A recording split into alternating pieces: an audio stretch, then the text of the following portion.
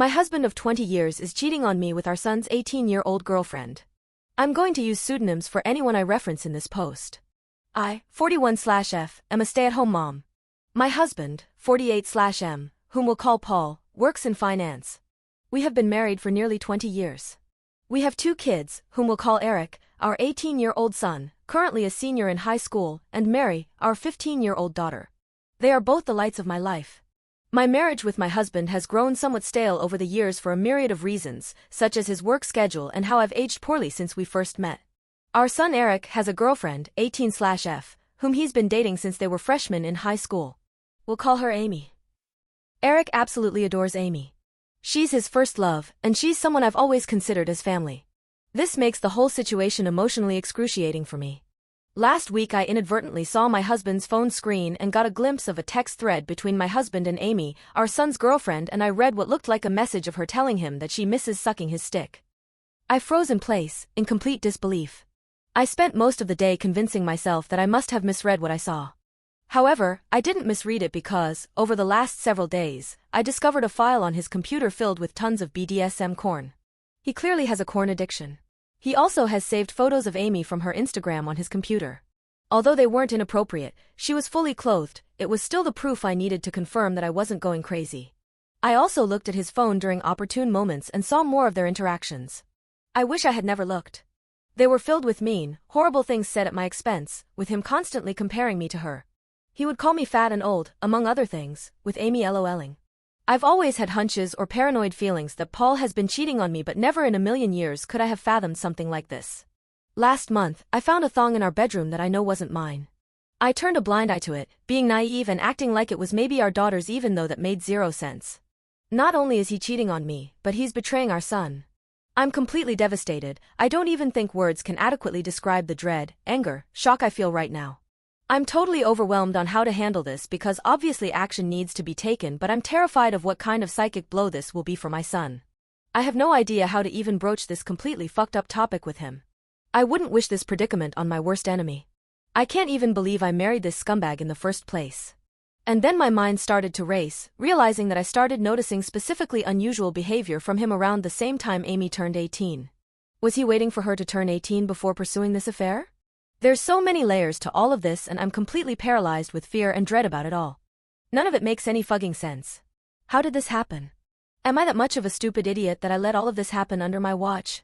Eric adores Amy, and the thought of revealing this sickening truth to him terrifies me. The impact on his young heart and mind could be devastating. My heart aches for Eric and Mary, who are completely innocent bystanders. I haven't confronted my husband about this because I'm frankly scared of the domino effect. I don't know who to turn to first about this. I share my story not for sympathy, but in search of understanding and perhaps advice from those who might have had to grapple with deep betrayal. Thank you for listening. Update. I'm using pseudonyms for confidentiality. I shared a situation a few days ago on another subreddit involving my 41/F husband, Paul, 48/M, our children, Eric, 18/M, and Mary, 15/F. I discovered that Paul was having an affair with our son's 18-year-old girlfriend, Amy. My son has been dating her since they were freshmen in high school. My brother connected me to a very tough junkyard dog-type lawyer. I saved screenshots of all his conversations with Amy. I was only able to get the last 3 months from iCloud.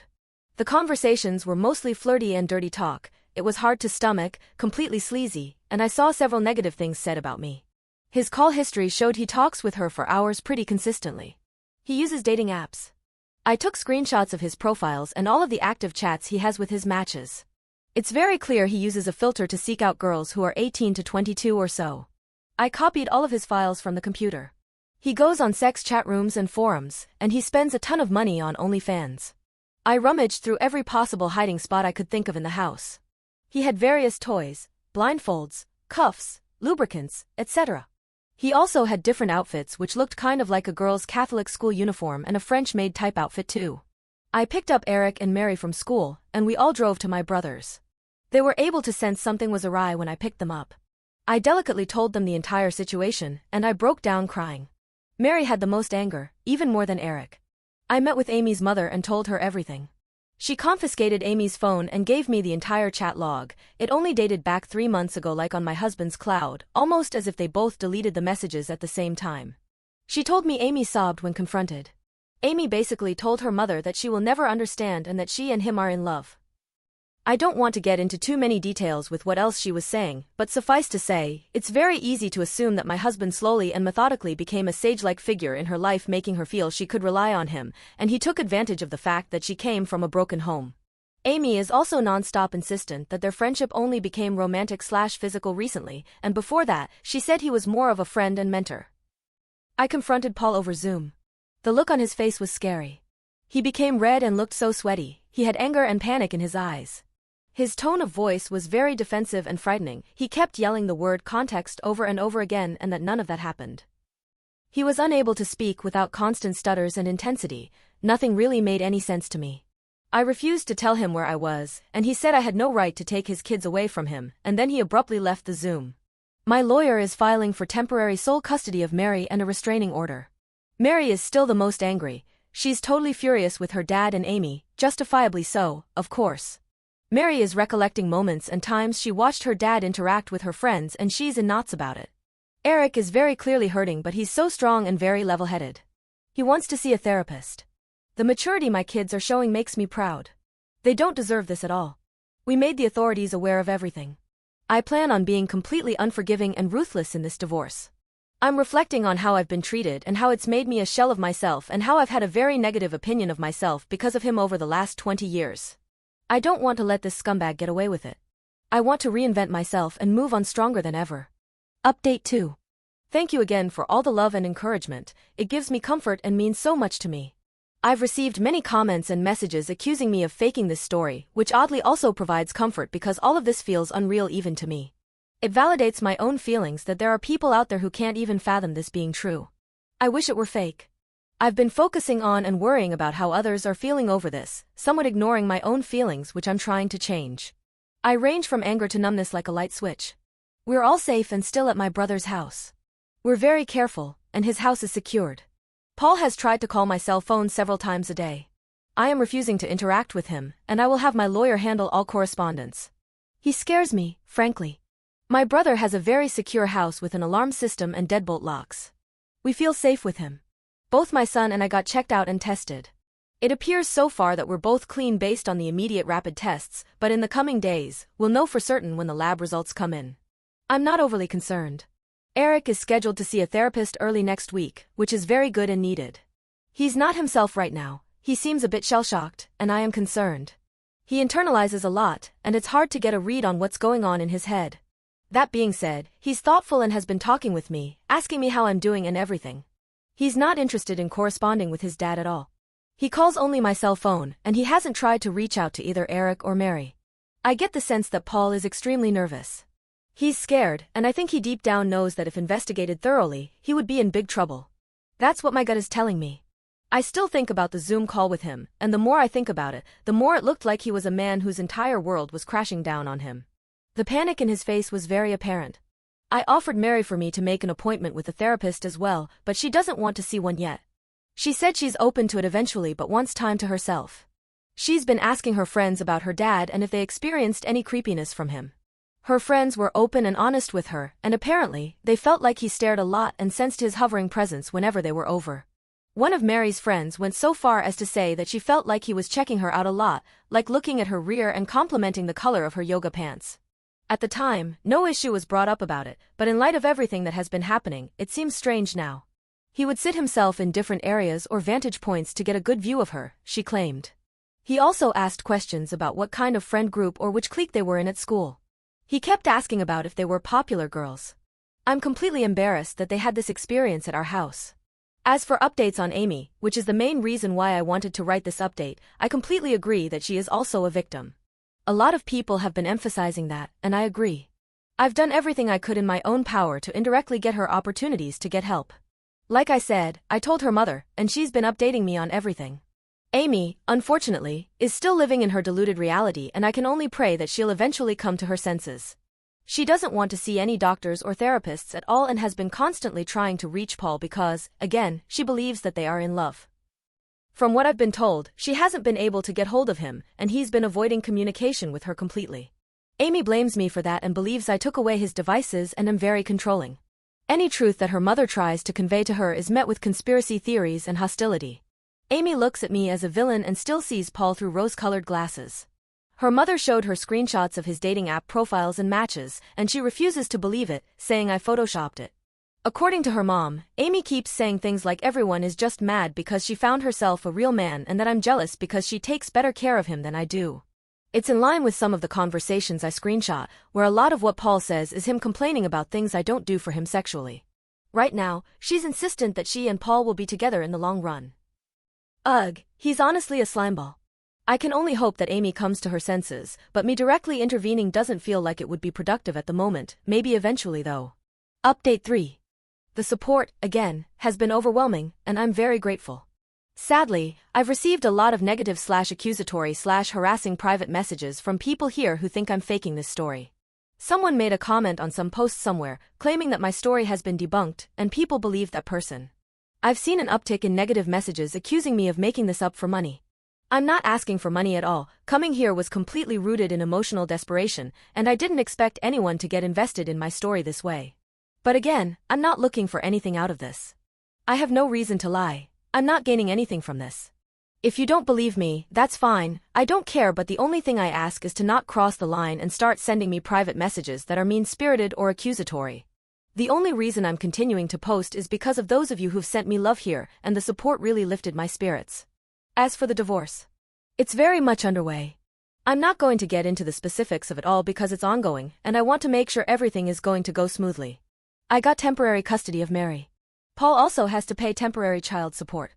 There's a protective order. Paul can't contact us or come near us. Right now, we're just focusing on getting through this legal mess. Again, not getting into specifics because I don't want to mess anything up, but what I'll say is I'm very confident, divorce aside, that there's overwhelming evidence against Paul that will get him in serious trouble and it will impact him for the rest of his life. I'm sure eventually I can share more about that.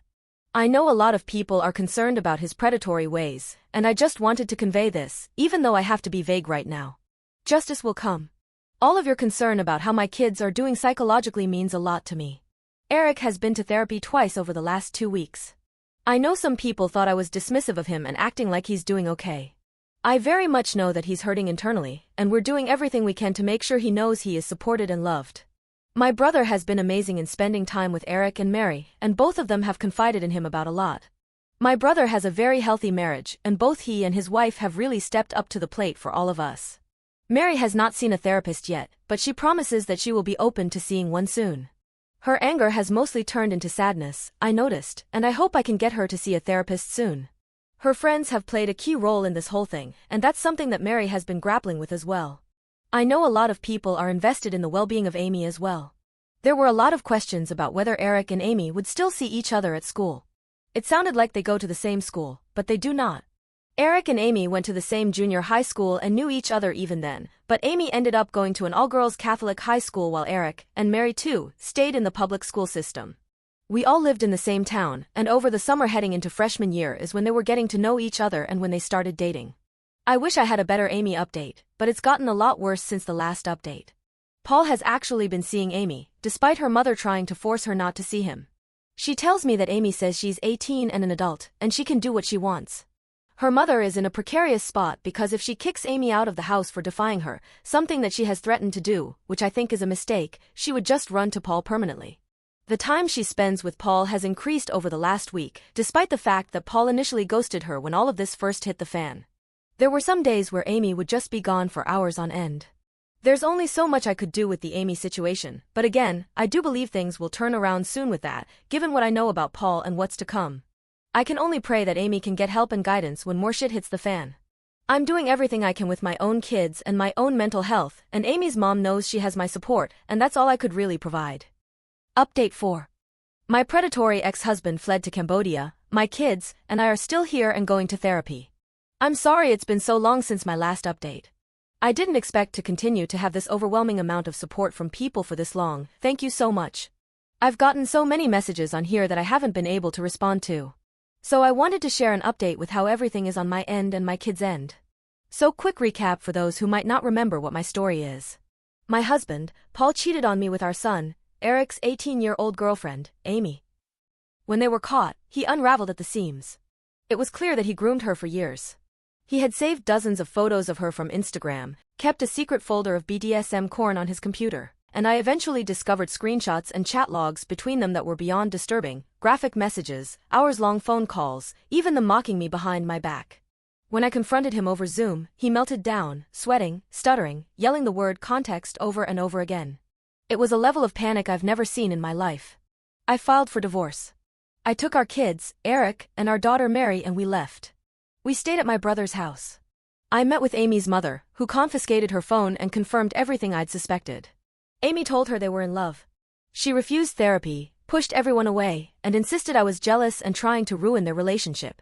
Paul ignored Amy for a while, but eventually they started seeing each other again. She was 18 and legally couldn't be stopped. Meanwhile, I worked with a lawyer. I filed for full custody, and we began building a case. Paul kept trying to contact me directly, but I refused to speak to him. We moved forward with the divorce, even as more disturbing things came to light: his behavior with Mary's friends, the comments, the hovering, the pattern. It was all there, in hindsight. Mary and Eric were both traumatized, and they are still in therapy a year later about it. The amount of scorched earth Paul caused is mind-boggling to me. I'm still rattled by it, and I don't think I will ever recover, to be honest. Paul and Amy dated for several months after we started the divorce proceedings. I tried my hardest to keep in touch with Amy's mom to see if there was anything we can do for her to realize Paul's predatory behavior and maybe speak out against him, to see if he slept with her or did anything to her when she was younger, but she refused to talk about anything. She was in love still. Just a few weeks before the divorce was supposed to finalize, Paul disappeared. He drained what was left of our shared accounts, what I hadn't already locked down, and left. We found out later that he bought a one-way ticket to Phnom Penh, Cambodia. I had no idea. I got a notification from the financial tracking alert my lawyer set up. That was it. We were close to finalizing everything. I had full custody of Mary. He wasn't contesting anything. Then he stopped replying. Didn't show up to court. Never filed anything. Nothing. It was like he just dissolved. Amy, according to her mother, was devastated, and she's completely gone mentally right now. She's basically nomadic, sleeping at friends' homes around the area. Refusing to come home. My lawyer pushed for a default judgment, and the court granted it. The divorce is technically finalized now. I have custody. He's in violation of the support order, but none of it matters. He's gone. Cambodia has no extradition treaty. No child support enforcement. Nothing. There's no way to make him come back. No way to make him pay anything. We have no actual clue where he is in Cambodia. One thing that chills me to my core is how notorious Cambodia is when it comes to trafficking minors. Eric's in college. He keeps his distance from everything to do with Paul. He doesn't say much, but he's steady. I know it still hurts. He just doesn't show it. Mary's quiet about it too. She still brings up little things sometimes, things she remembers now in a different light. She asked me the other night if I thought Paul would come back. I didn't answer. I don't think she really wanted me to. I don't know what Paul's doing in Cambodia. I don't know who he's talking to, or what his life looks like now. I've had a few people tell me to report him to the FBI or try to push for an international investigation. I've made the calls. I've filed what I could. But there's only so much they can do when someone hasn't technically committed a crime that's provable in the US. I don't believe he left the country just to avoid alimony. I think he's a predator, and I think he's a criminal. That's all for now. I don't have much else to give. I'm still here. My kids are still here. And we're trying. Thanks to everyone for their concern and care. It really warms me. It means so much to me.